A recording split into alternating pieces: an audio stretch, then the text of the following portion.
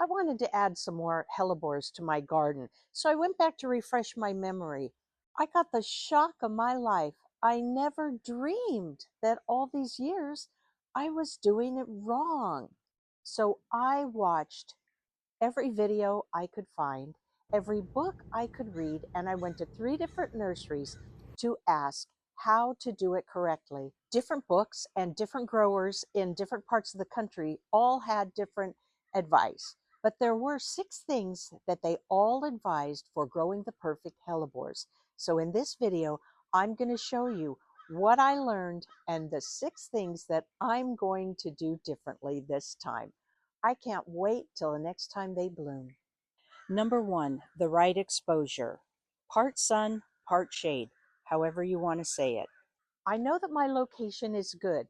I need dappled shade, especially in the wintertime.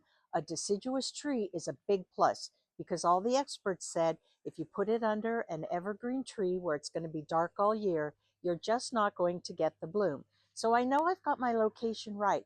What I'm going to do differently is instead of toward the back where the shade is deeper, I'm moving the newly planted ones to the front where they'll get just a little bit more light. So if you're planting them for the very first time, you want filtered light or at least some afternoon shade.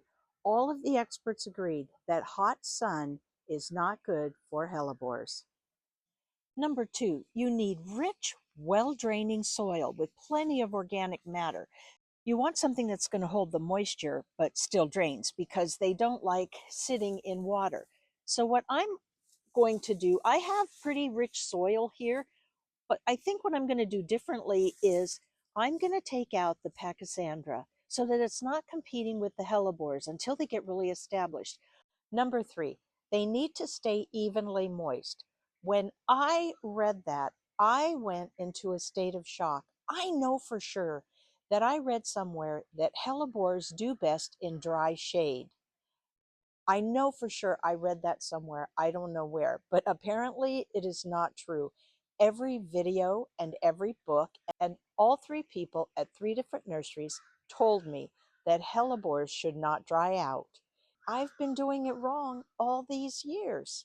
Here's how I'll keep it evenly moist this time. I'm going to take out the Pachysandra. I've already got the drip.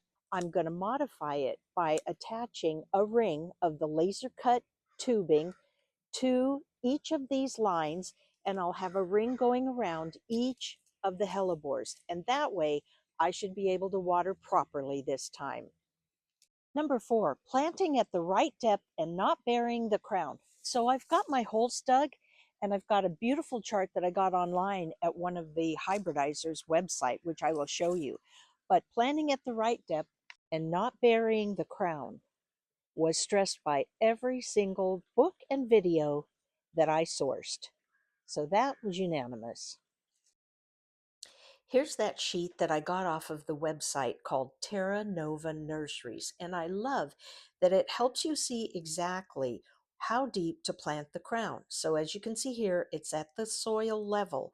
It's not down here below the soil line. So I thought this was really helpful. Number 5. Good housekeeping or sanitation was something else that was stressed by every expert that I consulted. So cleaning up dead foliage, it helps with air circulation, it helps with disease, and of course this time of year, it's a pretty simple thing. I mean, literally, they just clean up so beautifully. Before I give you number 6, I have to take you over and show you the results of my video, How to Grow Citrus in Pots. So let's go.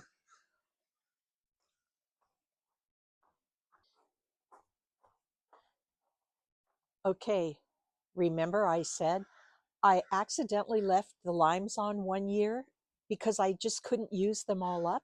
Well, now I do it every year, and look at it.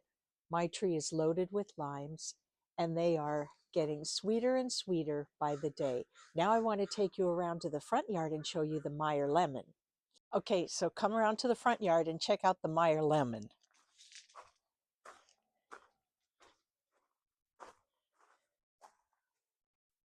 Look at this beauty. I am really proud of this because I wanted to grow lemons for a long time, but I just didn't think I had the space. I'm really happy to be able to grow this many in such a tiny spot. So if you haven't watched that video, please check it out and give it a try. You won't be sorry. So the last little bit on the hellebores, number 6, a regular feeding fertilizing program. I have never really been good about it, but you know that this time I'm getting serious about them. So a little something in the spring for the bloom and a little something in the fall for the root growth. That was recommended by almost everyone. So good luck with your hellebores. Remember to check out the citrus, and I'll see you next time.